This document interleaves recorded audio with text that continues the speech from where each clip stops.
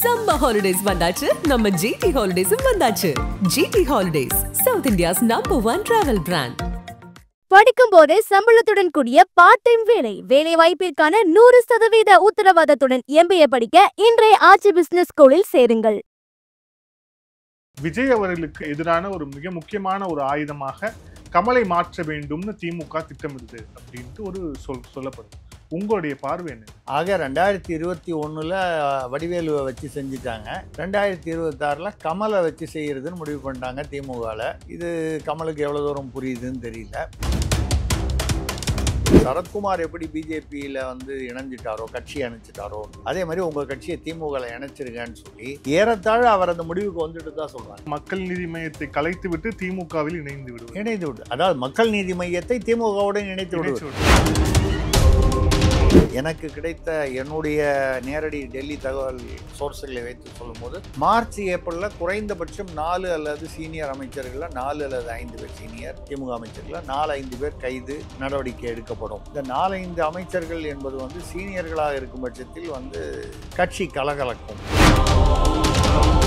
விஜய்க்கு எதுக்காக ஒய் பிரிவு பாதுகாப்பு? அவரை பாஜக கூட்டணியில் உள்ளே இழுப்பதற்காகவா, இல்லை அவருக்கு கூட்டம் சேருகிறதே என்பதற்காக? அவர் ஏதாவது ஒரு கல் ரகசியமாக கேட்டிருக்கலாம். டெல்லிக்கு ஒரு சாஃப்ட் கார்னர் இருக்க போய் தான் இந்த பாதுகாப்பு கொடுத்துருக்காங்க. அதுவும் புரிஞ்சுக்கலாம், அப்படின்னு புரிஞ்சுக்கலாம். ஆமா, பிரசாந்த் கிஷோரை கூப்பிட்டு அவர் 100 கோடி 200 கோடி வாங்குவாரு. போன தடவை 380னாரு. எனக்கு கிடைத்த தகவலில் தாவேகாவுடன் 500 கோடி ரூபாய்க்கு பேக்கேஜ் போட்டிருக்காரு. விஜய் பணம் செலவு பண்ண தயாராக இருக்கிறார் என்று பேசுகிறார். இதற்கு மட்டும் இல்லாமல் ஓட்டுக்கு கூட திமுக போலவே பணம் கொடுக்க தயாராக இருக்கிறார். ஆதன் நேயர்களுக்கு அன்பு வணக்கம். இன்றைய சிறப்பு நேர்காணலில் நம்முடன் இணைந்திருக்கிறார் தமிழக அரசியலின் ஆசிரியர் திரிசக்தி சுந்தரராமன் அவர்கள். வணக்கம் சார். வணக்கம், சொல்லுங்க வினோத். சார், கமல்ஹாசன் அவர்கள் ராஜ்யசபா எம்பி ஆகிறார், உறுதியாகிவிட்டது. ஆனா இந்த செய்தி ஏற்கனவே நமக்கு தெரிஞ்சதுதான். அவங்க அக்ரிமெண்ட் போட்டது, அதுக்கப்புறம் 2024 அவருக்காக பிரச்சாரம் பண்ணது எல்லாமே எதிர்பார்த்தது தான். ஆனா இதுல இருக்கக்கூடிய இன்னொரு முக்கியமான செய்தி என்ன அப்படின்னா, இப்போ கமலை வச்சு 26க்கு திமுக என்ன திட்டம் போட்டிருக்காங்க அப்படின்னு சம்பந்தமான தகவல்கள் வர தொடங்கியிருக்கு. அதுல குறிப்பாக 2011 எப்படி திமுக வடிவேலு அவர்களை ஒரு பிரச்சார பீரங்கியாக எல்லா தொகுதிக்கும் அனுப்பி அவருடைய பாப்புலாரிட்டிக்கு எப்படி யூஸ் பண்ணாங்களோ, கிட்டத்தட்ட அதே போல கமல் அவர்களை முழுக்க ஒரு பிரச்சார பீரங்கியாக 26க்கு பயன்படுத்தணும் அப்படிங்கிற திட்டம் திமுக இருக்கு அப்படின்னு சொல்லப்படுது. மிக குறிப்பாக விஜய் அவர்களுக்கு எதிரான ஒரு மிக முக்கியமான ஒரு ஆயுதமாக கமலை மாற்ற வேண்டும்னு திமுக திட்டமிடுது அப்படின்ட்டு ஒரு சொல்லப்படுது. உங்களுடைய பார்வை என்ன இந்த கருத்துல? நீங்க சொல்ற கேள்வியிலேயே உங்க பதில் நான் அதுலேருந்து டிரைவ் பண்றது என்னன்னா, அந்த தேர்தலில் 2021 வடிவேலுவை பயன்படுத்தி வடிவேலுவை திமுக வச்சு செஞ்சிருச்சு. அதுக்கப்புறம் வடிவேலு திமுக பக்கத்துலேயும் காணோம். சினிமாவில் கோலோச்சிக்கிட்டு இருந்தார் வடிவேல். சமீப காலத்தில் வடிவேலு மிகச்சிறந்த காமெடி நடிகர். ஏதோ அதிர்ஷ்டத்தை மட்டும் நம்பி வரல, அவருடைய திறமையை, உழைப்பு, திறமையும். ஆனால் அதுக்கப்புறம் அவர் காணாமல் போயிட்டார். அவர் வச்சு செஞ்சிட்டாங்க. நடுவில் அது திமுகவுக்கு பிரச்சாரம் செய்ததுனால நிறைய எதிரிகளை அவர் சம்பாதிக்க வேண்டிய சூழ்நிலை, சினிமாலையும் சரி வெளியிலையும் சரி. ஆக 2021 வடிவேலுவை வச்சு செஞ்சிட்டாங்க. 2026 கமலை வச்சு செய்கிறதுன்னு முடிவு பண்ணிட்டாங்க திமுகவில். இது கமலுக்கு எவ்வளோ தூரம் புரியுதுன்னு தெரியல. நம்பர் 1. நம்பர் 2, நீங்கள் அடுத்தது சொன்னது ரொம்ப நல்ல ஒரு நகைச்சுவையான விஷயம். விஜய்க்கு எதிராக கமலை இறக்கி விட்டு அது ஒரு கவுண்டர் கொடுப்பாங்க அப்படின்னு. நான் மிகப்பெரிய விஜய் ஏதோ அரசியல் தலைவர், அவர் மிக பக்குவமடைந்த ஒரு அரசியல் தலைவர், நாளைய முதல்வர், இந்த கதையெல்லாம் நான் நம்பவும் இல்லை, நான் ஏற்றுக்கவும் இல்லை. ஆனால் விஜய் ஒரு பிரபலமான நடிகர்.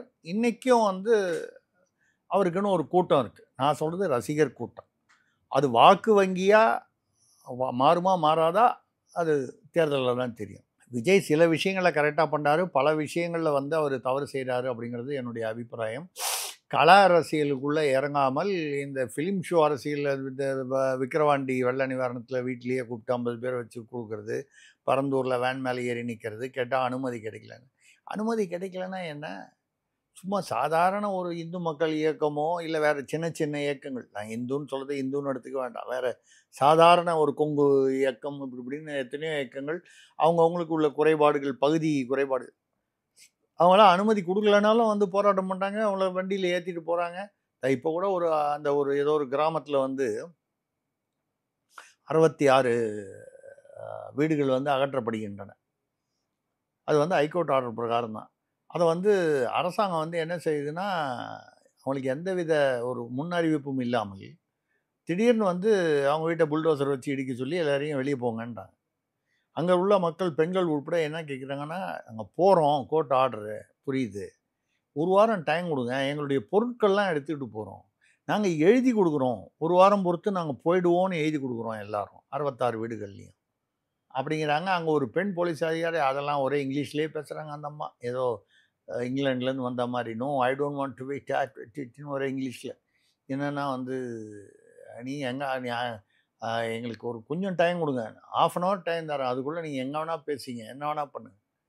அதாவது அது வந்து ஏற்கனவே ஆக்கிரமிப்பான வீடுகள். ஆக்கிரமிப்பான வீடுகள் வந்து கட்டுற வரைக்கும் என்ன பண்ணிச்சு அரசு? அது அதிமுக பீரியட்லையாக இருக்கலாம், திமுக பீரியட்லையாக இருக்கலாம். கட்டி முடித்து அதுக்கு வந்து குடிநீர் மற்ற இதெல்லாம் வசதிகள்லாம் வரும்போது அது வரைக்கும் பண்ணிவிட்டு அதுக்கப்புறம் வந்து திடீர்னு அவங்கள இடிச்சிருவேன்னு சொன்னால் இவங்களுக்கு இது வந்து தண்டனை வேணும், தவறான இடத்துல வீடு கட்டினதுக்கு. ஆனால் இதற்கு துணை போன அதிகாரிகள், அரசு அவங்களுக்கு இப்போ ஈஷா மையத்துலேயும் கிட்டத்தட்ட இதே மாதிரி தான். அவ்வளோ வருஷம் 2 வருஷத்துக்கு மேலே அவங்க கட்டினாங்க. அப்போல்லாம் வேடிக்கை பார்த்துட்டு இருந்தீங்க, இப்போ வந்து அது வந்து இதெல்லாம் கேள்வி கேட்குறீங்க. அப்போல்லாம் என்ன பண்ணிக்கிட்டு இருந்தீங்க? கட்டி முடிக்கிற வரைக்கும் கண்ணுக்கு எதிரில் தானே கட்டிக்கிட்டு இருந்தாங்க அப்படின்னு சொல்லி கேள்வி கேட்குது. இப்போ வந்துட்டு அதுவும் வந்து 634 நாளோ என்னமோ தள்ளி அதுக்கப்புறமா நீங்கள் வந்து 2022 கொடுக்கப்பட்ட ஜட்ஜ்மெண்ட்டு அதுக்கு அதான் கிட்டத்தட்ட 2 வருஷம் 2 வருஷத்துக்கு மேலே, அது 674 நாளோ என்னமோ, அது எப்படி வந்தீங்கன்னு சொல்லி கேட்குறாங்க. இல்லை இதை மாதிரி நீங்கள் வந்து இந்த விஜய்க்கு வரும்போது என்னன்னா, விஜய் வந்து களத்தில் இறங்கி அரசியல் செய்ய வேண்டும். அன்றாட நிகழ்வு இப்போது ஒன்றும் இல்லை, என்ன மாதிரி வந்து இந்த மாதிரி பல யூடியூப்புகளில் பேசுகிறவங்களே கூட 24 மணி நேரமும் நம்மை சுற்றி தமிழ்நாட்டில், இந்தியாவில், குறிப்பாக தமிழ்நாட்டில் என்ன நடக்குது அப்படிங்கிறத தெரிஞ்சிக்க வேண்டிய கட்டாயம் இருக்குது.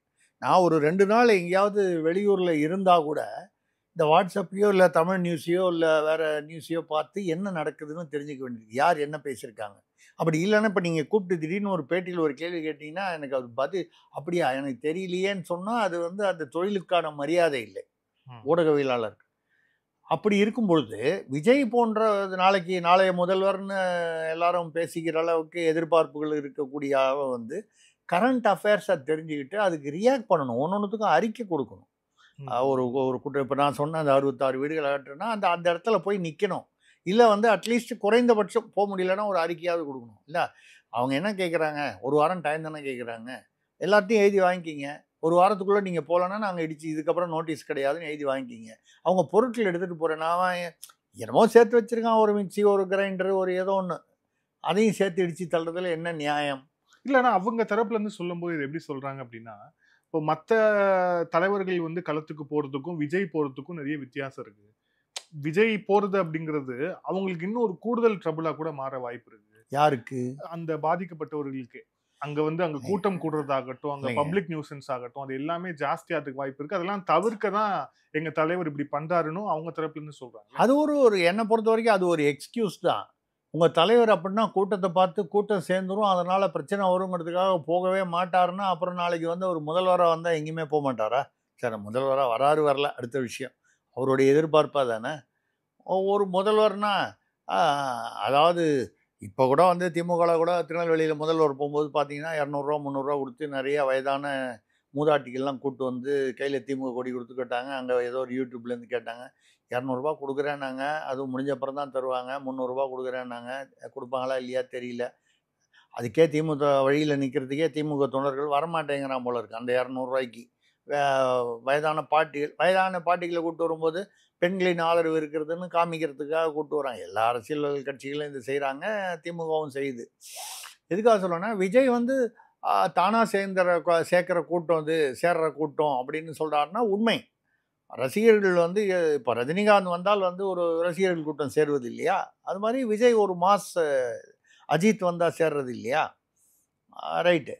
அதே மாதிரி ஆனால் வந்து ஒரே வித்தியாசம், நீங்கள் இதே வந்து நீங்கள் ஒரு நடிகராக மட்டும் இருந்தீங்கள் தாவேக்கா தொடங்குவதற்கு முன்னால், அப்போ எங்கேயும் போகலையா?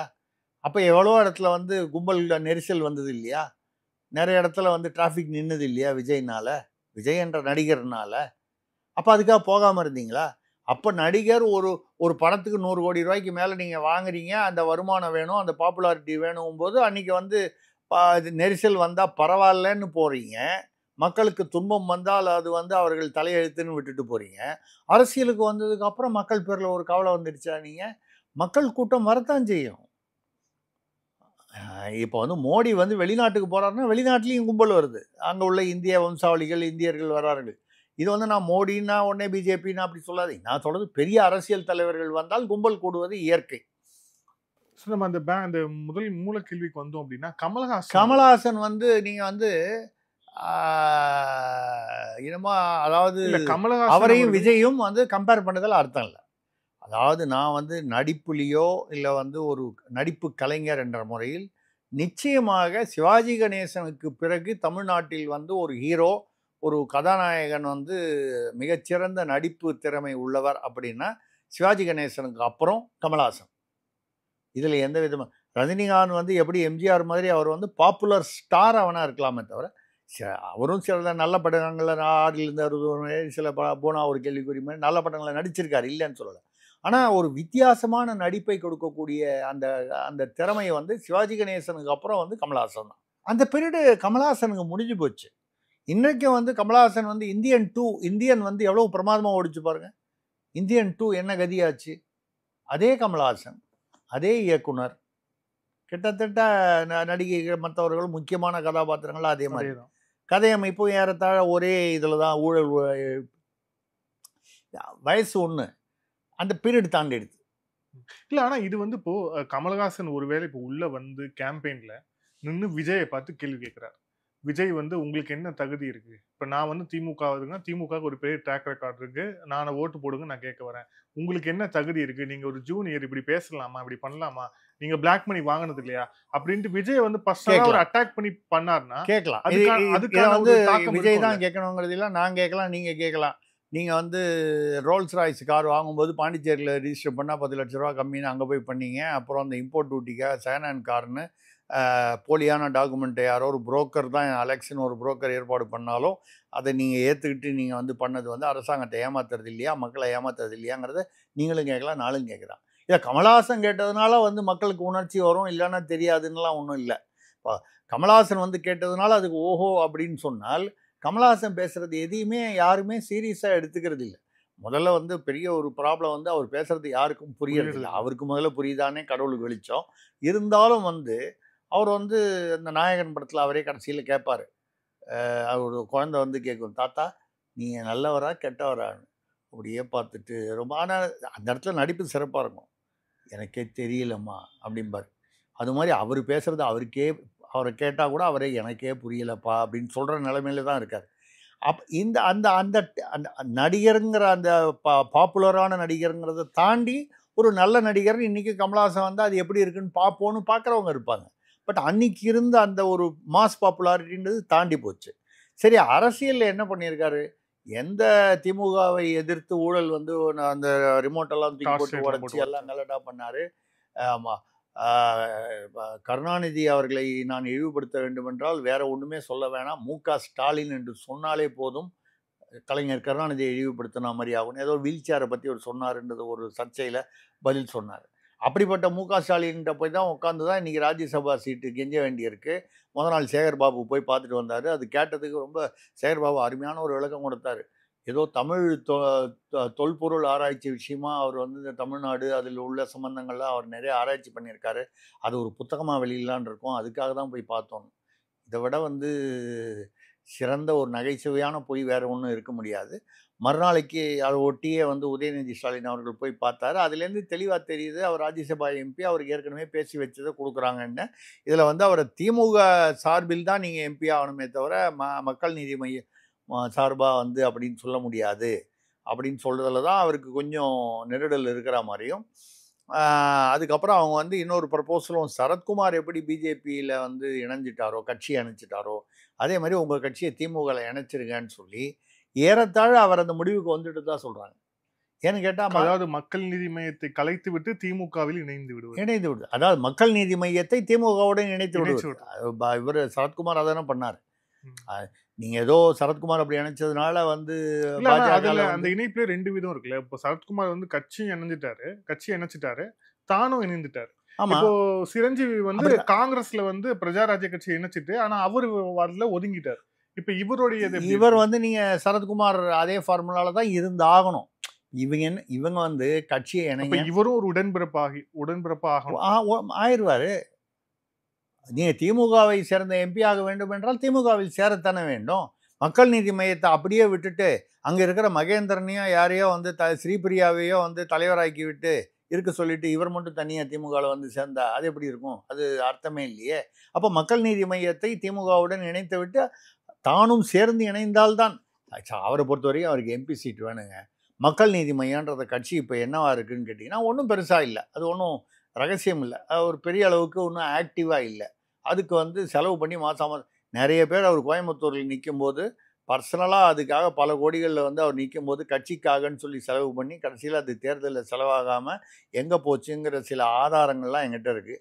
சரி, அவங்க கட்சி விவகாரம், அந்த வருத்தப்பட்டு அந்த குடும்பம், பாதிக்கப்பட்ட குடும்பம் வந்து என்ன வருத்தத்தில் இருக்குங்கிறது அவங்களே சில பேர் என்கிட்ட பேசியிருக்காங்க.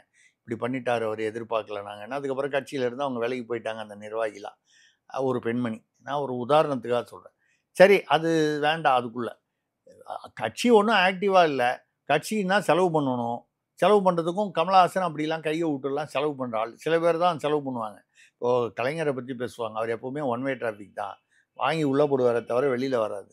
அது திமுகவில் எல்லாருக்கும் அது பொருந்தும் அந்த வம்சாவளியில். நீங்கள் பார்த்தீங்கன்னா ஒரு காலத்தில் ஏவா வேலு ட்ரெஷரர், ஏதாவது ஒன்று, அதுக்கு முன்னால் ஜெகத் ரட்சகன், ஏதாவது ஒன்றுனா கலைஞர் வந்து ஜெகத்து அப்படிம்பார். வருமானம் வரும்போது ஜெகத்தை கூப்பிட மாட்டாங்க. ஏதாவது ஒன்று வள்ளுவர் கோட்டத்தில் ஒரு விழான்னு ஜெகத்தும்பார். உடனே அவர் வந்து ஒரு போர்வாள் கொடுத்து தலைவர்கிட்ட அது ஒரு 20 லட்ச ரூபா செலவு பண்ணி அந்த ஒரு விழா. அதுக்கப்புறம் ஏவா வேலு, அதுக்கப்புறம் இப்போ செந்தில் பாலாஜி. ஆட்கள் தான் மாறினாங்களே தவிர ஃபார்முலா மாறலை திமுகவில். அதே மாதிரி கமலஹாசன் வந்து கட்சியில் என்றைக்கும் அவர் சொந்த செலவில் அவர் காசோ இல்லை அவர் சொத்தை வித்தோ இல்லை வேறு ஏதோ வகையால் அவர் வந்து செலவு பண்ணதா சரித்திரமே இல்லை. அவர் கட்சி ஆரம்பிச்சு XYZ நிறைய பேர் போய் ஏதோ பின்னால் ஏதோ பெருசாக வரும்னு நினச்சி செலவு பண்ணிவிட்டு ஒன்றும் இல்லைன்னு விலகி போயிடுறாங்க. விலகி போயிட்டால் நல்லது, தொந்தரவு பண்ணாமல் போயிடுவான். அந்த மாதிரி மக்கள் நீதி மையத்தை கொண்டு வந்து திமுகவில் இணைக்கப் போகிறார். மக்கள் நீதி மையம் வந்து மறக்கப்பட்ட நீதி மையமாக ஆவதற்கான வாய்ப்புகள் தான் அதிகமாக தெரியுது இன்றைக்கி கமலஹாசன் வரைக்கும். கமலஹாசனை போய் வந்து கவுண்டராக வந்து விஜய்க்கு வைக்கணுன்னா திமுக வந்து அரசியல் பக்குவம் வந்து ஏதோ ஆட்சியில் இருக்காங்க, அதெல்லாம் ரைட்டே தவிர அந்த அரசியல் பக்குவம் வந்து இன்னும் வந்து திமுகவுக்கு முழுமையாக வரவில்லை அப்படிங்கிற ஒரு கருத்தை தான் நம்ம சொல்ல வேண்டியிருக்கு. இல்லை, ஆனால் அப்போ விஜய் வந்து எதிர்கொள்ளணும் இல்லையா? விஜயோடைய கருத்து, விஜயோடைய பாப்புலாரிட்டி, அவர் வைக்கக்கூடிய குற்றச்சாட்டு, இது எல்லாத்தையும் எதிர்கொள்ளணும் அப்படின்னா ஒரு பக்கம் உதயநிதி ஸ்டாலின் எதிர்கொள்வார், இல்லை ஸ்டாலின் அவர்களே கூட பேசலாம். ஆனால் ஸ்டாலின் அவர்கள் வந்து மற்ற கட்சியுடைய பெயரை சொல்லவே வந்து தயக்கம் காட்டுறாரு. அப்படி இருக்கும்போது விஜயோடைய விமர்சனத்தை எதிர்கொள்ள, விஜயோடைய விமர்சனத்தை வந்து அதுக்காக பதில் சொல்ல திமுகக்கு யாராவது ஒருத்தர் தேவை இல்லையா? ஏங்க, உதயநிதி ஸ்டாலின் அதே ஏஜ் குரூப்பில் இருக்காரு, அவரால் பேச முடியாது. இதுக்கு வந்து பல்லு போன லெவலில் கமலஹாசன் வரணும்னா இது நியாயமே இல்லையே. பல்லு போனன்றதை வந்து தவறாக எடுத்துக்க வேண்டாம். வயதான எல்லாம் அந்த வயதான, என்னை விட இன்னும் வயதானவர் அவர். அதனால் எனக்கே 1-2 பல்லு போயிடுச்சு. அப்படி இருக்கும்போது அது இயல்பான ஒரு விஷயம். எதுக்காக சொல்லணும்னா, அப்போ கமலஹாசனுக்கு இன்றைக்கி என்ன பெரிய, அதாவது விஜய்க்கு பதிலடி கொடுக்கக்கூடிய நிலையிலேயே அவர் இல்லை என்பது தான் என்னுடைய கருத்து. நீங்கள் ஏன் உதயநிதியை வச்சு சொல்கிறது? இப்போ வந்து அவர் என்ன பண்ணுவார் விஜய்? திமுகவுடைய ஊழல்கள் எல்லாம் ஊழல்கள் அல்லது இந்த குற்றங்கள் அதிகரித்தது, அதாவது ஆட்சி நிர்வாக குறைபாடுகள், இது 2 தானே. ஒன்றும் ஊழல், இல்லை நிர்வாக குறைபாடுகள். இது 2ஐயும் அவர் வந்து நிச்சயமாக அதை தான் பேச போகிறார், விஜயோ விஜய் கட்சியை சார்ந்தவர்களோ. பதிலுக்கு இவங்க என்ன சொல்லுவாங்க? விஜய் வந்து புதுசு, அரசியலே தெரியாதவர். இதில் 2மே உண்மை. திமுக பக்கம் வந்து ஊழல் மிகுந்தவர்கள் வந்து பார்த்தீங்கன்னா பொன்முடிக்கு கூட சமீபத்தில் வந்து, அதாவது இவர்கிட்டேருந்து ராஜகண்ணப்பன்லேருந்து கதரை பிடுங்கி ஏற்கனவே தண்டனைக்கு ஊழல் குற்றச்சாட்டு தண்டனைக்கு உள்ளாகி அதை இடைநிறுத்தம் செய்திருக்கிற பொன்முடி கிட்ட கொடுக்குறாங்க. தீர்ப்பு நிறுத்தி வைக்கப்பட்டிருக்கு. அதுவும் இடைக்காலத்தில் நிறுத்தி வைக்கப்பட்டிருக்கிறது. அவர்கிட்ட வந்து என்ன காரணத்தினாலும் ராஜகண்ணப்பன் பேரில் உள்ள அதிருப்தியால் தான் திடீர்னு அவர்கிட்டேருந்து அதை பிடுங்குறாங்க அப்படின்னு சொன்னால் அதில் ஒரு இருக்கணும். இப்போ அந்த வேட்டி ஊழல் கூட காந்தி அண்ணாமலை பேசியிருக்காரு, முதல்ல ஜெயிலுக்கு போகிறவர் வந்து காந்தியாக தான் இருப்பாருன்னு.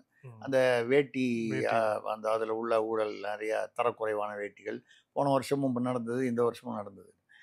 என்னன்னா எல்லாம் பேரவையாவது மாற்றி தொலைலாம் அவங்கவுங்க ஊழல் பண்ணுறவங்க. காந்தின்னு பேரை வச்சுக்கிட்டு ஊழல் என்ன பண்ணாது. சரி, அதுக்கு என்ன பண்ணுறது? காந்தி பேரில் திமுகவுக்கு என்ன வருத்தமோ கோபமோ தெரியல. நான் சொல்கிறது மகாத்மா காந்தி பேரில். அதனால் வந்து நீங்கள் பார்த்தீங்கன்னா இப்போது இந்த அவர்கள் ஊழலையும் நிர்வாக குறைபாடும் அவர் சொல்ல போகிறாரு. விஜய் நீங்கள் வந்து அவர் வந்து கற்றுக்குட்டி, அவருக்கு ஒன்றும் தெரியாதுன்னு சொல்ல போகிறீங்க. இது ஏன் வந்து உங்கள்கிட்ட சொல்கிறதுக்கு ஒரு ஆர்எஸ் பாரதி இல்லையா, டிகே இளங்கோவன் இல்லையா, கனிமொழி அவங்களே போதுமானதுன்னு நினைக்கிறீங்க? போதுமானது. கமலஹாசன் அவருக்கே ஒன்றும் பெரிய ஸ்டாண்டிங் இல்லை அப்படிங்கும்போது அவருடைய விமர்சனமோ அவருடைய ஏதோ வந்து யாருமே அவரை பொருட்படுத்துவது இல்லை. நான் சொல்றது மக்கள், வாக்காளர்கள். கமலஹாசன் பேசுறது புரியலங்கிறத விட்டுருங்க, புரிஞ்சா மட்டும் என்ன பண்ண போறாங்கன்ற மாதிரி ஆயிடுச்சு. பொருட்படுத்த வேண்டிய இடத்துல கூட கமலஹாசன் இல்லை. அப்போ அவரை வைத்து நீங்கள் வந்து விஜய்க்கு பதிலடி கொடுப்பது என்னால் இது நகைப்புக்குரிய விஷயம். ஓகே சார், இப்போ அடுத்த விஷயம் போனோம் அப்படின்னா, தமிழக பாஜக தலைவர் அண்ணாமலை அவர்கிட்ட வந்து கேட்கும்போது, அண்ணாமலை எப்போ இருப்பேன் அப்படின்னா, அண்ணா அறிவாலயத்திலிருந்து வந்து ஒரு கடைசி செங்கல் ஒரு செங்கலா உருவர் வரைக்கும் நான் அண்ணாமலை இருப்பேன் அப்படின்ட்டு வந்து அவர் வந்து பதில் சொல்லியிருக்காரு. இது வந்து ஒரு பக்கம் அண்ணாமலையிடம் வந்து திமுக அமைச்சர்கள் தொடர்பான ஊழல் விஷயங்கள்லாம் ஃபைல்ஸ்லாம் இருக்கு, அதை வந்து வெளியிடறதுக்கு தான் வந்து பூடகமா இதை சொல்றார் அப்படின்னு சொல்றாங்க. இன்னொரு பக்கம் ஒரு சில கைதுகளும் நடக்க வாய்ப்பு இருக்கு, அதையும் மையப்படுத்தியும் சொல்றாரு, அதை பேக்ரவுண்டா வச்சும் இந்த மாதிரி விஷயத்த வந்து சொல்றாரு. மூணாவது தான் மாநில தலைவராக தொடரப் போகிறேன் அப்படிங்கறத வச்சு சொல்ல போறாருன்னு சொல்றாங்க. உங்களுடைய பார்வை என்ன இவருடைய ஸ்டேட்மெண்ட் வச்சு? மூணாவதுல இருந்து நான் வர்றேன். லாஜிக்கா பார்த்தா அண்ணாமலை வந்து இந்த 2026 வரைக்கும் தொடர்வது தான் தமிழக பிஜேபிக்கு நல்லது. ஏன் அப்படின்னு சொன்னால், ஆல்ரெடி அவர் களத்தை வந்து ஓரளவுக்கு ப்ரிப்பேர் பண்ணி டெவலப் பண்ணி ஒரு லெவலுக்கு கொண்டு வந்திருக்காரு. இப்பொழுது ஒரு மாற்றம், எந்த காரணத்திற்காக ஒரு மாற்றம் செய்தாலும் புதுசாக வரவங்க முதல்லேருந்து அவங்களுக்குன்னு ஒரு செட்டப்பை ஏற்பாடு பண்ணி இதெல்லாம் கொண்டு வரதுக்குள்ளே 2026 31 வந்துடும். ஸோ பிஜேபிக்கு பிரயோஜனப்படாது. இப்போ பிஜேபிக்கு ஏதாவது வளர்ச்சி வரணும் இங்கே எதிர்பார்க்குறாங்க. அந்த வளர்ச்சி வந்து வாக்கு வங்கி சதவீதத்தில் இருக்கலாம், இல்லை ஒரு ஆட்சி கூட்டணியில், அது பல காரணிகளை பர்முடேஷன் காம்பினேஷனை பொறுத்து இருக்குது. அப்போது வந்து அண்ணாமலையை இங்கே வைப்பது தான் வந்து புத்திசாலித்தனமான முடிவாக இருக்கும். ஏறத்தாழ அமித்ஷா வரும்போது அவரை வந்து வாங்க நீங்கள் முன்னால் போங்க, நீங்கள் முன்னால் காரில் உட்காருங்கன்னு சொல்லும்போது அது கவனிப்பையும், பிரதமர் வந்து அவரை பாராட்டி புத்திசாலியான இளைஞர்னு ஒரு 15 நாள் முன்னால் பேசினதும் அவர் தான் இங்கே தொடரப் போகிறார் என்கிற ஒரு இண்டிகேஷனை கொடுத்துருச்சு. அதைத்தான் அவர் மனசில் வச்சுக்கிட்டு சொல்கிறாரு. அதை அவர்கிட்டையும் சொல்லியிருப்பாங்க. நீங்கள் தான் 2026 வரைக்கும் சொல்லாமையாக இருப்பாங்க. அப்போ அது ஏன்னா இப்போ அந்த மாவட்ட மற்ற நிர்வாகிகள்லாம் எடுத்ததில் பெரும்பாலானவர்கள் வந்து அண்ணாமலைக்கு வேண்டியவர்கள் அவருடைய வட்டத்தில் இருப்பவர்களை தான் பார்த்து எடுத்திருக்காங்க. அப்படி என்றாலே அப்போது அவர் தொடரப் போகிறார் என்பது தான் வந்து ஊர்ஜிதமாகிறது. இது ஒன்று. ரெண்டாவது, அவர் சொல்கிறாரு, நான் வந்து 2026 வரைக்கும் இருப்பேன், பிஜேபி வந்து திமுக மாதிரி இல்லை, கருணாநிதி, ஸ்டாலின், உதயநிதி, இன்பநிதின்னு நாங்கள் குடும்ப அரசியல் இல்லை. அது உண்மைதான். வாஜ்பாய்க்கு அப்புறம் வாஜ்பாய்க்கு குடும்பமே இல்லை, அவர் வந்தாரா? இல்லை. வேறு அத்வானி குடும்பம் வந்ததா? இல்லை. மோடிக்கு அப்புறம் மோடி குடும்பம் வருமா? இல்லை. எங்கேயோ ஒரு மூலையில் ஒரு மாநிலத்தில் வேணால் யாராவது அப்பா பையன் அண்ணன் தம்பி யாராவது பிஜேபியில் ஒன்றா இருக்கலாமே தவிர, இப்படி வம்சாவளி இப்போ காங்கிரஸில் எடுத்துக்கொண்டீங்கன்னால் சோனியா காந்தி குடும்பத்தை தவிர வேறு யாரும் வந்து அங்கே வந்து ஆட்சி செலுத்த முடியாது. ஆதிக்கம். காங்கிரஸ் எவ்வளவு கேவலமாக தோத்தாலும், சப்போஸ் இவங்களை சோனியா காந்தி, ராகுல் காந்தி, பிரியங்கா காந்தியை வந்து தள்ளி வச்சுட்டா என்ன நடக்கும்னு கேட்டிங்கன்னா, ஏற்கனவே எவ்வளோ மோசமாக இருக்கோ அதை விட இன்னும் படுமோசமாக போகும். ஏன்னா அவங்க தலைவர்களை உருவாக்கவில்லை. அதை உருவாக்காமல் விட்டதே அவர்களுடைய குற்றம்தான். ஆனால் அந்த நிலைமை என்னன்னு கேட்டால், அது ரைட்டாக தப்பான்றதை விட யதார்த்தம் வந்து அந்த குடும்பத்தை விட்டால் வேறு வழி இல்லை. அதே மாதிரி திமுகலையும் என்ன, எத்தனை வேணாலும் வந்து கனிமொழி ஒரு கால் வந்து வருத்தப்படலாம், துரைமுருகன் கோவப்படலாம், KN நேரு எரிச்சல் படலாம். இதெல்லாம் தாண்டி இவங்க தனித்தனியாக போனாங்கன்னா ஒன்றுமே இல்லாமல் ஆயிடுவாங்க. அந்த குடும்பம் தான். அந்த மாதிரி வரும்போது இங்கே குடும்ப ஆட்சி இல்லை, அரசியல் இல்லை. ஆனால் வந்து 2026 வரைக்கும் நிச்சயமாக இருப்பேன். அதுக்கப்புறம் எப்படி வேணாலும் ஆகலாம். மாநில தலைவர் வேற ஒரு இப்போ அண்ணாமலை வந்து இங்கே வர்றதுக்கு முன்னால் அண்ணாமலைன்னு ஒருத்தர் வருவார்னு யாருமே எதிர்பார்க்கல. ஏன்னா அவர் அந்த கட்சியிலே இல்லை. அப்போ தமிழிசையா, வானதி சீனிவாசனா, பொன் ராதாகிருஷ்ணனா, இவர் சிபி ராதாகிருஷ்ணனா, அதுக்கு முன்னால் இருந்தவர் இல்ல கணேசன், இப்படி இருந்த தலைவர்களில் ஒரு ஒரு ஒரு 7-8 தலைவர்களில் பார்த்தீங்கன்னா அண்ணாமலைங்கிற லிஸ்டே இல்லை. அப்போ தானே கட்சிக்கு வந்தார். அப்போது அந்த மாதிரி எங்கள் கட்சியில் வந்து குடும்ப அரசியல் இல்லை அப்படின்னு சொல்கிறாரு. அண்ணா அறிவாலயத்தில் ஒரு செங்கல்லையும் நான் பிடிங்கிட்டு தான் போவேன், 35 அமைச்சர்களையும் ஜெயிலில் வச்சுட்டு தான் போவேங்கிறாரு. அரசியல் ரீதியாக சொல்லப்படுவது நிறைய பேரில் ஊழல் வழக்குகள் இருக்குது. அந்த வழக்குகள்லாம் எனக்கு கிடைத்த என்னுடைய நேரடி டெல்லி தகவல் சோர்ஸுகளை வைத்து சொல்லும்போது மார்ச் ஏப்ரலில் குறைந்தபட்சம் 4 அல்லது சீனியர் அமைச்சர்களில் 4 அல்லது 5 பேர் சீனியர், மிடில் வாட்டவர் அமைச்சர்களில் வந்து திமுக அமைச்சர்களில் 4-5 பேர் கைது நடவடிக்கை எடுக்கப்படும். இந்த 4-5 அமைச்சர்கள் என்பது வந்து சீனியர்களாக இருக்கும் பட்சத்தில் வந்து கட்சி கலகலக்கும். ஒரு ஒரு ஒரு அது ஒரு மக்கள் இமேஜ் தானே. பாலிடிக்ஸ் இஸ் வந்து பர்செப்ஷனல் நான் எப்போவுமே சொல்லுவேன். அது வந்து ஒரு இமேஜ் தானே. இத்தனை அமைச்சர்கள் கைது, இத்தனை அமைச்சர்கள் மீது வழக்குன்னா அவங்க கட்சியில் தேர்தலையோ இல்லை இதுலேயோ வந்து அவங்கவுங்க எப்படி அந்த வழக்குலேருந்து வெளியில் வர்றதுங்கிறதையே மண்டை பிச்சுட்டு உட்காந்துருப்பாங்களே தவிர இந்த மாதிரி ஒரு சூழல் வரும்ங்கிறது மார்ச் ஏப்ரலில் வரப்போகுதுன்னு பேசுகிறாங்க. இல்லை, ஆனால் அதில் ஒரு சின்ன மாற்று கருத்து இல்லை. குறிப்பாக வந்து இப்போது சீமான் அவர்கள் சொல்கிறாரு, இவங்க வந்து என்ன வந்து பி டீம்னுவாங்க. ஆனால் என்ன பி டீம் சொல்றதுக்கு காரணம் ஏ டீமே வந்து திமுக தான். நீங்க டெல்லியில இருந்து தெலுங்கானா வரைக்கும் எந்தெந்த கட்சியெல்லாம் வந்து பாஜக வந்து ஈடி விட்டுருக்காங்கன்னு தெரியும். தெலுங்கானால முன்னாள் முதலமைச்சரோட பொண்ணு கைது பண்றாங்க, முதலமைச்சரையே டெல்லியில் தூக்கி உள்ள வைக்கிறாங்க, ஜார்க்கண்ட்ல நடக்குது, மகாராஷ்டிரால, இந்த எல்லா இடத்துலயும் பண்ணாலும் வந்து இங்க வந்து இந்த குடும்பத்து மேல, ஸ்டாலின் குடும்பத்து மேல இது இருக்கும் ஏதாவது கை வச்சிருக்காங்க பிஜேபி. அப்பனா இவங்க வந்து உத்தமர்களா? இவங்க ஊழலே செய்யலையா? அப்ப ஏன் கை வைக்கலன்னா இவங்க வந்து ஒரு அண்டர்ஸ்டாண்டிங் இருக்கு பிஜேபி கூட. இது ஒருத்தருக்கு ஒருத்தர் எல்லாரும் சர்வசகஜமாக சொல்லிக்கிறாங்க. இப்போ ஸ்டாலின் கூட முந்தானத்தனமோ பேசும்போது அதிமுகவுக்கும் பாஜகவுக்கும் கள்ள கூட்டணின்னு சொல்றாரு. இல்ல, ஆனா இது சீமான் சொல்றதுல இல்லை இல்லை இல்லை இல்லை இல்லை நான் சொல்றது இந்த கள்ள கூட்டணி. அதே மாதிரி இப்போ சீமான் சொல்றதை ஒட்டி பார்த்தீங்கன்னா அவ்வளவு ஊழல் அண்ணாமலை வந்து திமுக ஃபைல்ஸ் 1, 2ன்னு சொல்லி 3வதுன்னு சொல்லி பேசிகிட்டு இருக்காரு. 2 இரும்பு பெட்டியில் கொண்டு போய் எல்லாம் கவர்மெண்ட்டெல்லாம் கொடுத்துட்டு வந்தார். ஆனால் இது வரைக்கும் அதில் என்ன பெருசாக நடந்ததுன்னு தெரியல. இதுக்கு நடுவில் போய் ராஜ்நாத் சிங் அவர்களை அழைத்து வந்து நாணய விழா நடத்தினார்கள். இது நடத்தும் பொழுதே கொஞ்சம் அரசியல் களத்தில் வந்து வித்தியாசமாக பார்த்தார்கள். அப்போது ஏதோ ஒரு கள்ள உறவு திமுகவுக்கும் பாஜகவும் இருக்கிறது அப்படின்னு சொல்லும்போது சீமானுடைய இந்த ஒரு கூற்றில் ஒரு ஒரு நியாயம், ஒரு யதார்த்தம் இருப்பதாகத்தான் தெரிகிறது. அதாவது ஒரு அண்டர்ஸ்டாண்டிங், ஒரு புரிதல், அந்த புரிதல் வந்து எதனால் ஏன் அப்படிங்கிறத தாண்டி ஒரு புரிதல் இருக்குதுன்னு தெரியுது. அப்போது இதை நான் அடிக்கிற மாதிரி அடிக்கிறேன், நீ அழுகுற மாதிரி அழுவு அப்படிங்கிற ஒரு நாடகமாக இருக்கும் அப்படிங்கிற எதிர்பார்ப்பு தெரிகிறது. இன்னொன்று, நீங்கள் பாஜகவுடைய கண்ணோட்டத்தில், நான் சொல்கிறது டெல்லி பாஜகவுடைய கண்ணோட்டத்தில் திமுகவுடன் நெருங்குவது போல ஒரு ஒரு ஒரு ஒரு உணர்வை ஏற்படுத்தினால் அதற்கு பயந்து அதிமுக வழிக்கு வரும். அந்த வழிக்கு வரும்னா நான் சொல்கிறது வந்து கூட்டணி ஒத்துக்கிறோம். ஏன்னா இப்போ அண்ணாமலை இவங்க அவர் எடப்பாடிக்கு இடையே இருக்கக்கூடிய அந்த ஈகோ யுத்தத்தினால தான் வருது.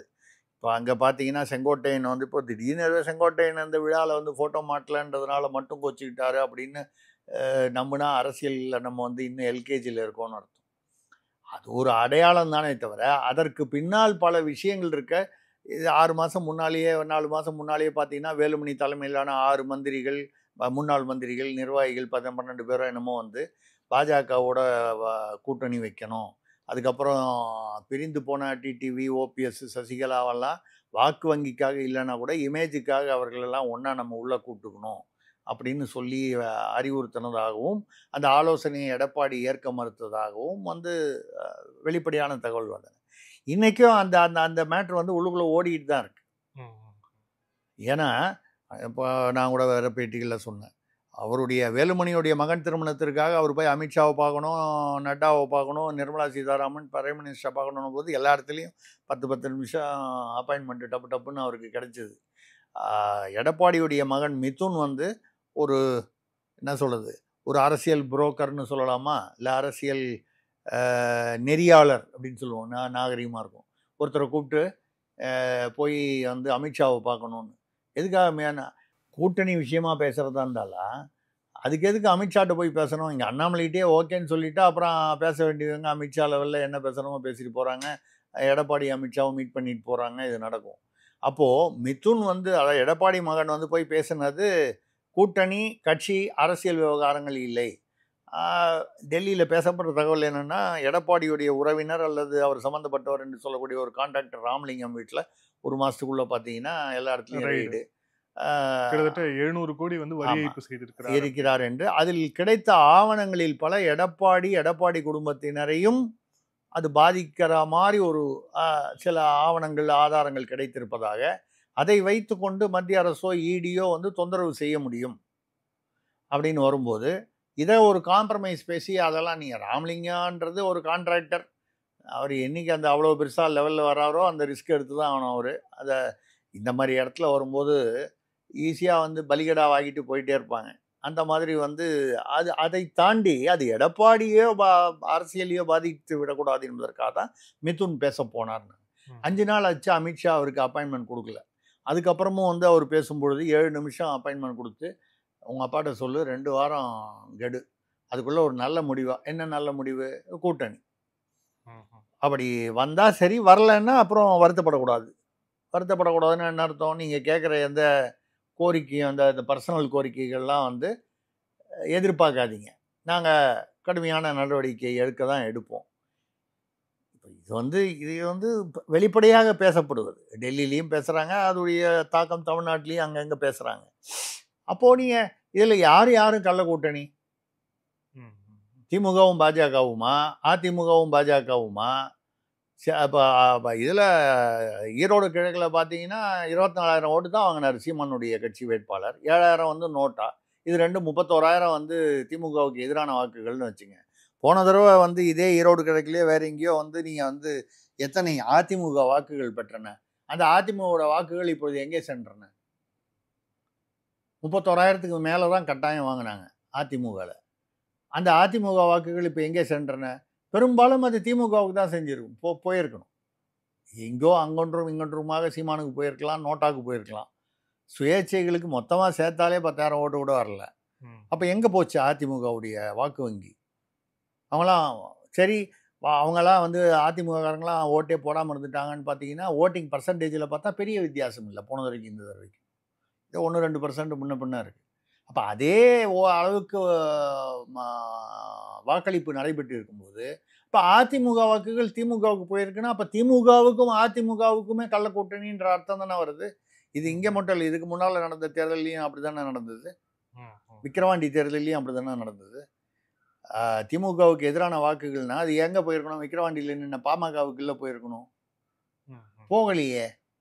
அந்த அரித்மெட்டிக்ஸ் கூட்டி பார்த்தீங்கன்னா பெரும்பாலான அதிமுக வாக்குகள் திமுகவுக்கு போன மாதிரி தான் அங்கேயும் வருது. விக்கிரவாண்டியாக இருந்தால் அங்கே பாமக வரனால தான் வருது, சீமானா இருந்தாலும் வருது. அப்போது யாருக்கும் கள்ள கூட்டணி?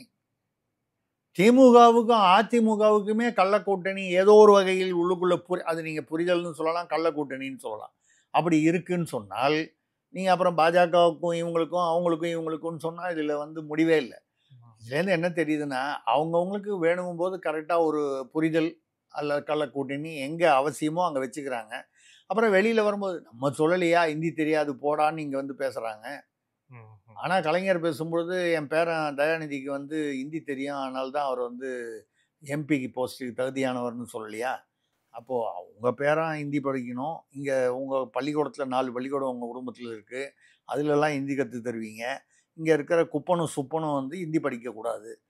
இது இந்த அரசியல், திராவிட அரசியல், இது வந்து ரொம்ப தெரிஞ்ச விஷயம்தான். அது ஒன்றும் புதுசாக நம்ம ஒன்றும் சொல்லலை இன்னைக்கு. அந்த வகையில் சீமான் சொல்வது நியாயமானது தான். ஆனால் வந்து அது வந்து அலைன்ஸுக்காக அதான் திமுக வந்து நம்ம திமுகவோட நெருக்கமாக இருக்கின்ற காமிச்சாதான் ஏடிஎம்கே நமக்குள்ளே வருவாங்கங்கிற ஒரு அண்டர்ஸ்டாண்டிங் கூட இது பண்ணுறாங்க அப்படின்னு நம்ம புரிஞ்சுக்கலாம். ஆமாங்க.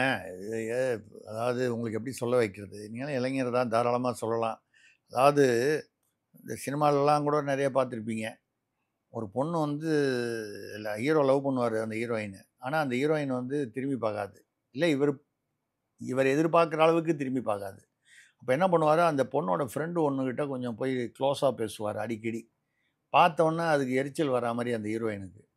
அடுத்த தடவை பார்க்கும்போது என்ன பண்ணோம், ஐயோ கடைசியில் அவங்க 2 பேரும் க்ளோஸ் ஆகிடுவாங்க போல இருக்கே அப்படின்னு சொல்லி ஹீரோயின் வந்து கொஞ்சம் சிரித்து பேச ஆரம்பிக்கும். இவ்வளோ தான் அரசியல். திமுகவுடன் நெருக்கம் ராஜ்நாத் சிங்கே வந்து நாணய விழா நடத்திட்டு போகிறாரு அப்படின்னா உடனே அதிமுகவுக்கு ஐயோ அப்படியாது, அப்படி போயிட்டாங்கன்னா இப்போ நம்ம அதிமுக தனியாக இப்போ செங்கோட்டையன் வந்து நீங்கள் பேசுகிறது வந்து என்ன, அது வந்து செங்கோட்டையனோட குரலாக எடுத்துக்கொள்ள, அவர் எம்ஜிஆர் காலத்து சீனியர். அதே சமயம் அது செங்கோட்டையன் குரல் இல்லை, எடப்பாடிக்கு எதிரான அப்படின்னு சொல்கிறத விட எடப்பாடியுடைய நிலைப்பாட்டிற்கு எதிரான அதிமுக குரல். அது வேலுமணின்னு எடுத்துக்கலாம், தங்கமணின்னு எடுத்துக்கலாம், செங்கோட்டையன் எடுத்துக்கலாம், சி.வி. சண்முகம்னு எடுத்துக்கலாம், நீங்கள் யாரை வேணாலும் எடுத்துக்கலாம். ஏன் அந்த வகையில் இப்போ கூட கேபி முனுசாமி பேசியிருக்காரு, விஜய்க்கு வந்து எதுக்காக ஒய் பிரிவு பாதுகாப்பு, அவரை பாஜக கூட்டணியில் உள்ளே இழுப்பதற்காகவா, இல்லை அவருக்கு கூட்டம் சேருகிறதே என்பதற்காக? அவர் ஏதாவது ஒரு கால் ரகசியமாக கேட்டிருக்கலாம் ஒய் கூட்டணி வேணும், ஏன்னா அவங்கவுங்க அப்ளை பண்ணலாம். ஒய் பாதுகாப்பு வேணும்னு விஜய் கேட்டிருக்கலாம் அப்படிங்கிறீங்க? கேட்டார் நான் சொல்லலை, கேட்டிருக்கலாம், கேட்டிருப்பதற்கு வாய்ப்பு இருக்கிறது. ஏன்னா அந்த மாதிரி பாதுகாப்பு வேணும்னு அவங்கவுங்க கேட்கணும். நார்மலாக வந்து ஏதோ சென்ட்ரல் கவர்மெண்ட்லேருந்து வேலையே இல்லாமல் உட்காந்துக்கிட்டு யார் யாருக்கெல்லாம் பாதுகாப்பு கொடுக்கணும்னு அவங்களா வந்து தேடி கண்டுபிடிச்சி பாதுகாப்பு கொடுக்குறாங்க அப்படிங்கிறது எனக்கு தெரிந்தவரை அப்படி ஒரு வரைமுறையோ ஒரு அந்த ஒரு த்ரெட் இருக்கு அப்படின்னா தானே வந்து அந்த த்ரெட்டை யார் சொல்லணும், யாருக்கு த்ரெட் இருக்கோ அவங்களோ அவங்க சார்பில் உள்ளவங்களோ இன்டெலிஜென்ஸும் சொல்லலாம் இல்லையா? இன்டெலிஜென்ஸ் சொல்லலாம். அப்போ விஜயை பாதுகாப்பது வந்து பாஜகவுக்கு ரொம்ப அவசியமாக தான் தெரியுதா உங்களுக்கு? நான் யதார்த்தமாக பேசுகிறேன்.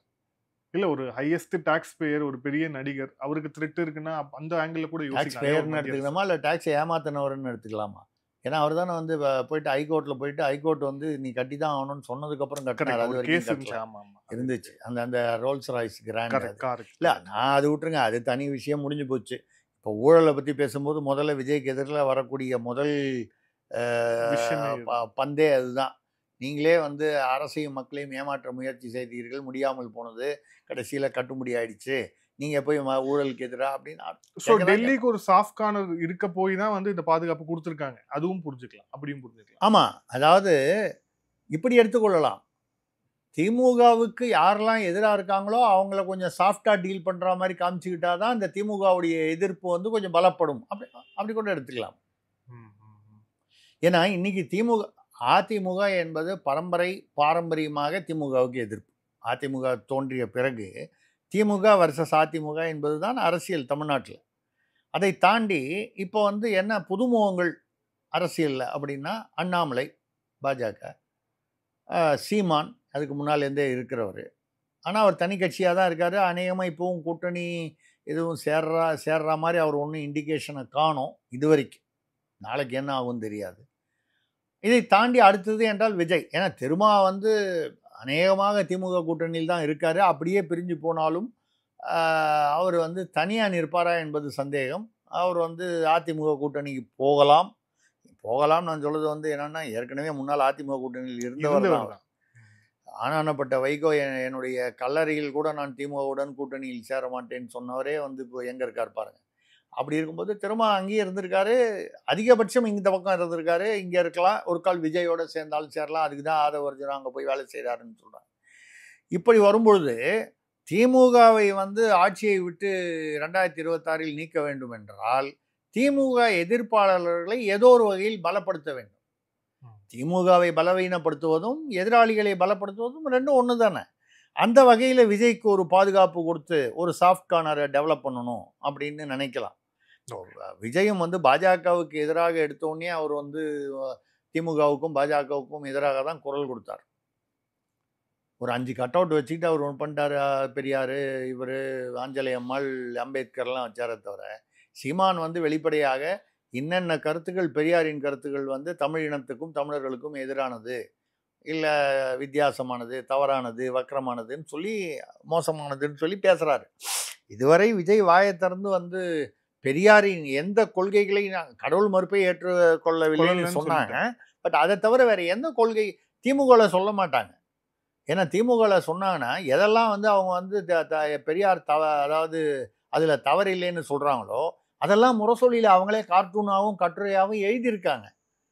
என்னை போன்றவர்கள் இன்னும் பத்திரமாக வைத்திருக்கிறோம். அதை நானோ என்னுடைய வயதினரோ இல்லை என்னை தாண்டி உள்ள வயதினரோ கட்டாயம் வைத்திருப்பார்கள். ஒன்றொன்னா வெளியில் வரும். நீங்கள் தான் அப்படி பேசுகிறீங்க, முரசொலி 1900 அப்படின்னு சொல்லி எல்லாத்தையும் தூக்கி போடுவோம். தமிழக அரசியல் கார்கோடன்கிற கட்டுரையிலே கூட நிறைய அதெல்லாம் எடுத்து போட்டிருக்கேன், முரசொலியில் வந்ததெல்லாம்.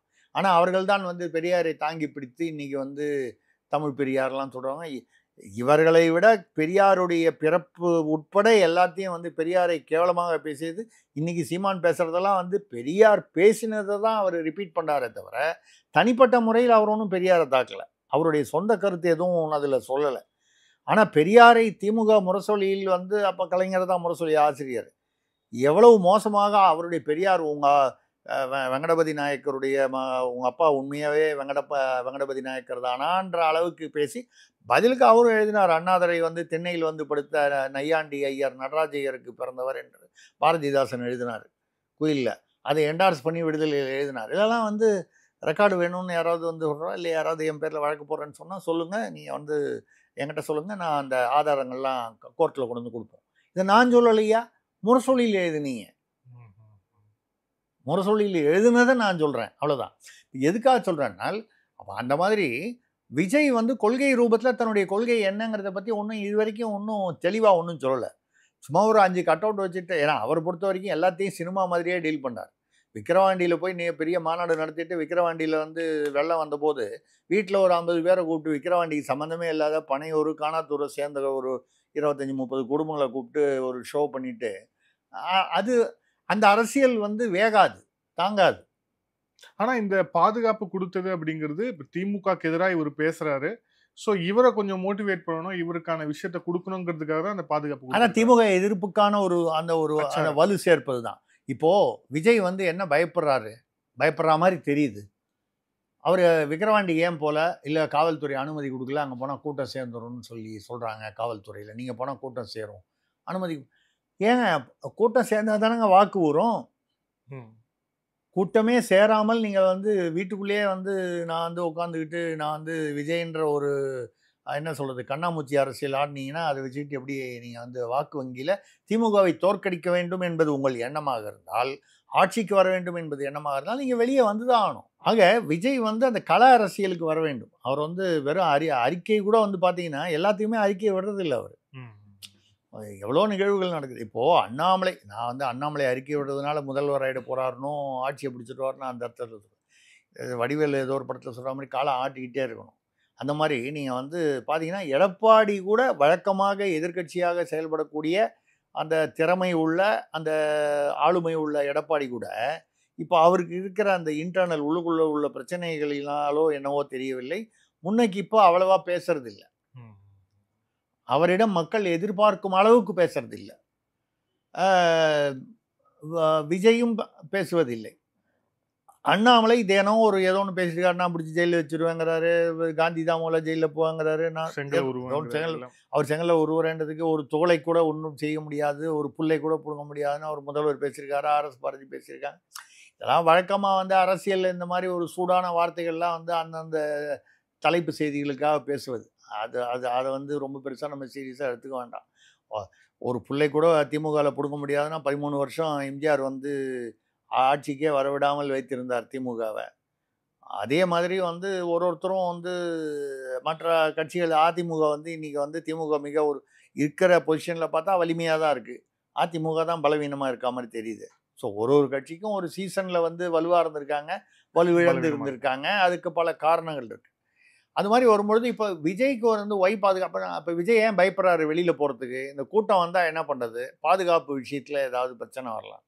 அப்போ அவருக்கு அந்த பிரிவு பாதுகாப்பு கொடுத்தா அவர் என்ன பண்ணுவார், சரின்னு பல கூட்டங்களுக்கு போவார். அப்படி கூட்டங்கள் போகும்போது விஜய் யாருடைய ஓட்டை அதிகமாக பிரிப்பார் என்று ஒரு ஆய்வு செய்து நீங்கள் பகுத்து ஆய்வு பண்ணால் திமுக ஓட்டை தான் பிரிக்கிறார். ஏன்னு கேட்டால் அவருடைய கொள்கைகள் கோட்பாடுகள் முக்கால்வாசி வந்து திமுக தான். நீட் தேர்வை எதிர்க்கிறார். பெரியாரை ஆதரிக்கிறார், இருமொழி கொள்கை, இருமொழி கொள்கையை ஆதரிக்கிறார், கவர்னர் வேண்டாம், ஆளுநருக்கு எதிரான ஒரு இது எல்லாமே திமுக. பெரியார் அப்போ பெரியார் அப்போ வரும்போது இந்த திமுகவுடைய கோட்பாடுகளையே கூட வந்து சேர்த்து திமுகவுடைய வாக்குகளை பிரிக்க பார்க்கிறார். அப்போ அதை விஜயை பலப்படுத்துவது வந்து திமுகவை பலவீனப்படுத்துவது ரெண்டும் ஒன்று தான். இப்போ பார்த்தீங்கன்னா ஒரு பக்கம் சீமான் வந்து பெரியாரை எடுத்ததே வந்து திமுகவை பலவீனப்படுத்துவதற்காக தான். பல வருஷமாக பெரியார் இதே தான். இன்ஃபேக்ட் திமுகவில் என்ன பண்ணிடணும்னா முதல் தடவை சீமான் பேசின போதே அதை வந்து ஒரு ஆர்எஸ் பாரதி டிகே சிலங்கோனை விட்டு ஒரு சின்ன அறிக்கை விட்டுட்டு அதோட விட்டுருக்கணும். சும்மா போய் அவர் வீட்டு வாசலில் வந்து முற்றுகையிட்டிருக்கேன்னு சொல்லி அவர் ஏற்றி விட்டு இப்போ சீமான் வந்து இந்த பெரியார் விஷயத்தில் அவர் நடுவில் கொஞ்சம் நிர்வாகிகள்லாம் விலகி போய் கொஞ்சம் பலவீனமாக இருக்காரோன்னு ஒரு இமேஜ் இருந்தபோது இப்போ அவரை வந்து பலூன் மாதிரி அவரை வந்து தூக்கி காத்தாடி மாதிரி அவர் பறக்க விட்டாங்க. ஸோ இப்போ ஒரு பக்கம் சீமான் வந்து ஏதோ ஒரு விதத்தில் ஒரு இமேஜ் பூஸ்ட் ஆகிருக்காரு.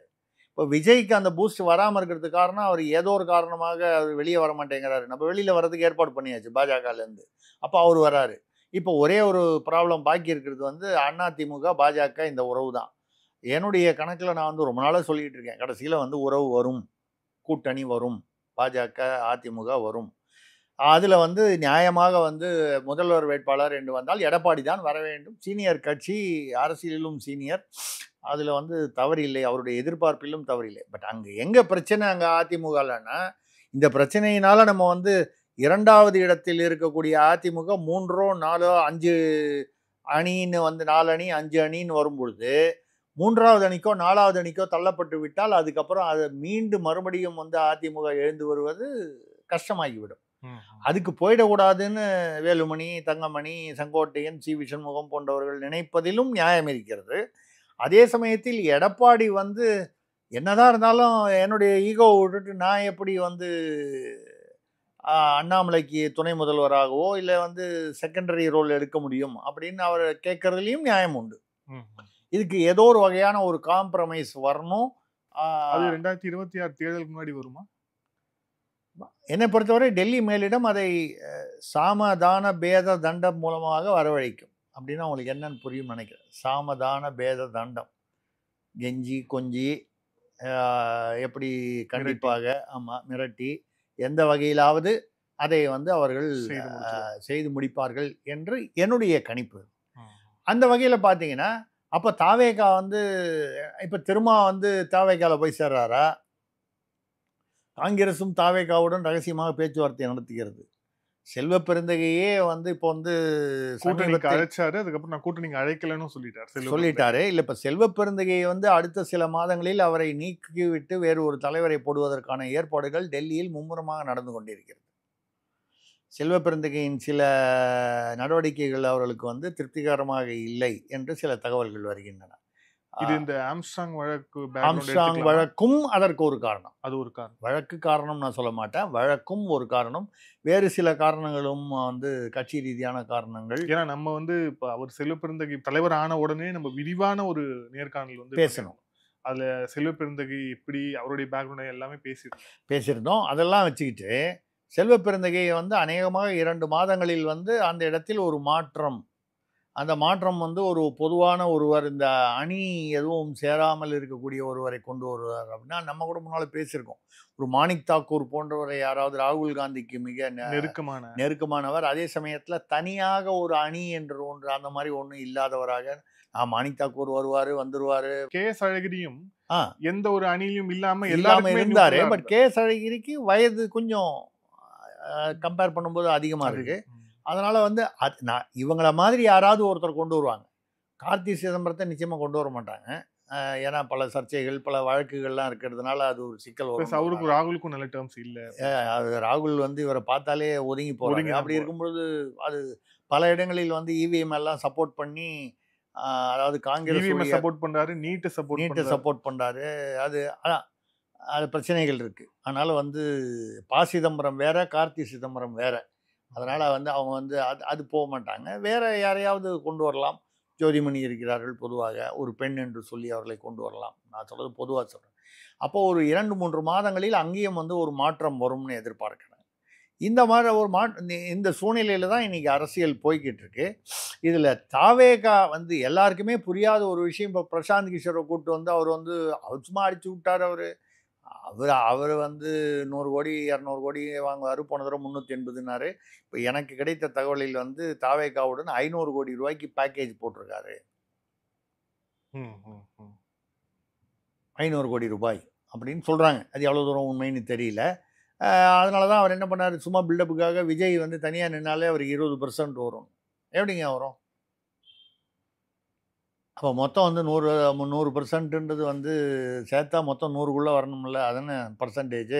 நீங்கள் இவருக்கு 20 வரும், அவருக்கு 40 வரும், அவருக்கு 30 வரும்னு கூட்டினா 200 வந்தால் அதுக்கு பேர் பர்சன்டேஜ் இல்லை, சதவீதம் இல்லை.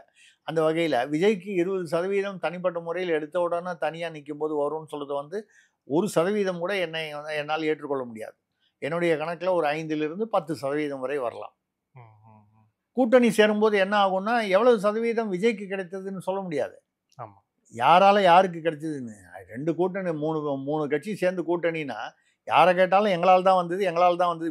இப்போ திருமாவளவன் என்ன சொல்கிறாரு, தாழ்த்தப்பட்டவர்களுடைய வாக்கு வங்கியினால தான் வந்து திமுக வந்து ஜெயிச்சுக்கிட்டு வருது அப்படின்னு ஒரு சொல்ல வேண்டிய இடங்களில் மறைமுகமாகவோ நேர்முகமாகவோ சொல்லுகிறார். நிர்வாகிகள் வட மாவட்டத்தில் திமுக ஜெயிக்குதுன்னா அதுக்கு நாங்கள் தான் காரணம்னு சொல்கிறாங்க. அதை திமுக ஏற்றுக்கொண்டு ஆமாம் என்று சொல்லுமா எந்த காலத்திலாவது? இல்லை. இப்போ கனிமொழி கூட சொல்கிறாங்க, திமுக எங்களுக்கு வந்து யாருமே தேவையில்லை, பிரசாந்த் கிஷோர்லாம் திமுக தொண்டர்களின் பலத்தினால்தான் திமுக ஜெயித்து வருகிறது. 2021 தொண்டரே இல்லாமல் இருந்தாங்க. அப்போ ஏன் பிரசாந்த் கிஷோர்ட்டு போனீங்க? இதெல்லாம் அந்த சமயத்துக்கு மக்களுடைய ஞாபக மறதியை வந்து நம்ம மனசில் வச்சுக்கிட்டு அப்படி ஒன்றும் கேட்க மாட்டாங்க ஞாபகம் வச்சுக்கிட்டுன்னு. 2021 உங்களுக்கு பிரசாந்த் கிஷோர் தேவைப்பட்ட போது அப்போ திமுக தொண்டர்கள்லாம் அவங்க பக்கம் இல்லையா? இப்போ திமுக தொண்டர்களை நம்பி தான் கட்சி இருக்கிறது அப்படின்னு பில்டப் எதுக்குன்னு தெரியல. அப்போ இவங்க பிரசாந்த் கிஷோர் அந்த பக்கம் போயிடுறாருன்றதுனால சொல்கிறாங்க. அதே சமயம் இவர்கள் வந்து ரகசியமாக ராபின் சர்மாவுடன் பேசி, அதே பிரசாந்த் கிஷோர் மாதிரியே இருக்கக்கூடிய ராபின் சர்மா என்ன சீமான் கேட்குற மாதிரி, அது ஏன் வந்து அங்கே இருக்கிற பிரசாந்த் கிஷோர் பாண்டேவை தேர்ந்தெடுக்கிறீர்கள், ரங்கராஜ் பாண்டேவை வச்சுக்கூடாதா? அங்கே இருக்கிற ராபின் சர்மாவை ஏன் தேர்ந்தெடுக்கிறீர்கள்? இங்கே இருக்கிற ஹரிஹர ராஜா சர்மா, நம்ம எச் ராஜா, அவரை வந்து வைத்துக்கொள்ள கூடாதுன்னு கிண்டலுக்காக கேட்குறாரு. அவர் நக்கல் பண்ணுறதுக்காக. எதுக்காக சொல்கிறேன்னா, அது அந்த சமயத்தில் இவர்கள் அதே சுனில் வந்து ஒரு பக்கம் வந்து திமுகவுக்கு ஆலோசகராக இருந்தார். அதற்கு அடுத்த தேர்தலில் அவர் அதிமுகவுக்கு ஆலோசகராக இருந்தார். இப்போ இந்த ஆலோசகர் வைத்துக்கொள்வது என்பது ஒரு பெரிய இதுவாச்சு. நான் 2வது பெருசாக இந்த ஆலோசகர்லாம் நம்பலை. பிரசாந்த் கிஷோரே எடுத்துக்கிட்டிங்கன்னா அவர் கட்சியிலேயே 6 இடைத்தேர்தலில் வந்து நின்று டெபாசிட் கூட வாங்க முடியல. இவர் போய் மற்றவங்களுக்கு ஐடியா கொடுத்து தமிழ்நாட்டில் வந்து திமுகவை ஜெயிக்க வைக்க போகிறாரா, இல்லை விஜய் கட்சியை ஜெயிக்க வைக்க போகிறாரா? ரைட்டு, அவர் ஒரு 500 கோடிக்கு பில்லு போகிறது முடிவு பண்ணிட்டாரு. அது யார் தலையில் வருதுன்னு பார்த்தா இந்த தடவை விஜய் பணம் செலவு பண்ண தயாராகி இருக்கிறார் என்று பேசுகிறார்கள். இதற்கு மட்டும் இல்லாமல் ஓட்டுக்கு கூட திமுக போலவே பணம் கொடுக்க தயாராகி இருக்கிறார்னு. அதனால தான் திமுக வந்து நீங்கள் சொல்கிற மாதிரி விஜய்க்கு எதிராக கமலை கூட்டு வரலாமா, யாரை கூட்டு வரலான்னு யோசனை பண்ண வேண்டிய நிலைக்கு தள்ளப்பட்டது காரணம், அதிமுக வந்து எப்போவுமே திமுக அளவுக்கு பணம் கொடுக்கவே கொடுக்காதுன்னு நான் சொல்லலை, திமுக அளவு கொடுக்காது. ஆனால் விஜய் வந்து அதை ஒரிஜினாக இருக்கார், அவங்க மாமனார் லாட்ரி மாட்டின்னு இருக்கார், வெளிநாட்டிலேருந்து வேறு அவருக்கு ஏதோ தேவாலயங்களிலிருந்து அவருக்கு பணம் வருகிறதுன்னு சொல்லப்படுகிறது, நம்பப்படுகிறது. இதெல்லாம் வச்சு பார்க்கும்போது அவரும் நீங்கள் 2000 கொடுத்தா நான் 2500 கொடுக்குறேன்னு அவர் ஆரம்பிச்சிட்டாருன்னா அதை எப்படி எதிர்கொள்றதுன்னு பார்க்குறாங்க.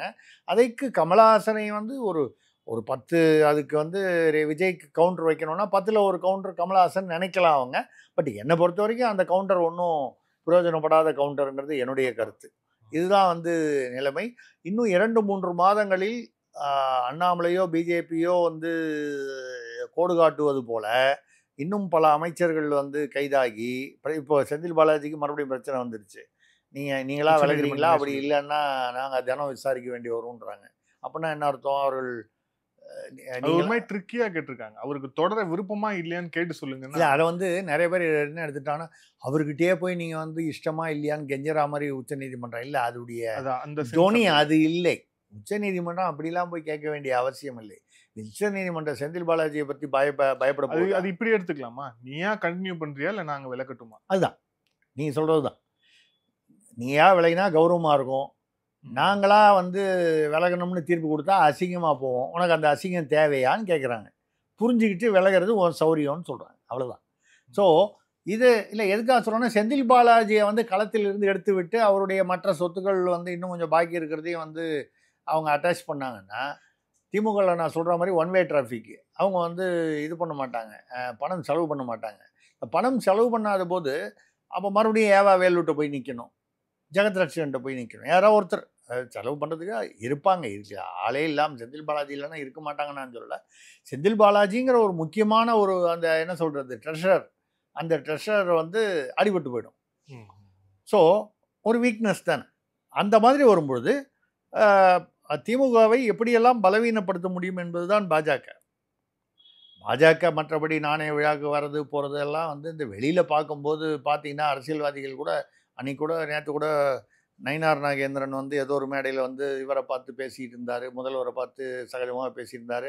அதே மேடையில் வந்து ஏன் வந்து இதில் பிரதமரையும் அமித்ஷாவையும் வந்து இவர் வந்து முதல்வரும் திமுகவினரும் வந்து மோசமாக பேசும்பொழுது நயினார் நாகேந்திரன் ஏன் வந்து அமைதியாக இருந்தார்னு கராத்தே தியாகராஜன் அறிக்கை விட்டுருக்காரு. முதலமைச்சரே வந்து சொல்றாரு, என்னை நயினார் நாகேந்திரன் இப்படி பேச அனுமதிக்க மாட்டார் அப்படின்னு வர சொல்றாரு. அது முதலமைச்சரே சொல்றாரு. ஆமாம் சொல்றாரு.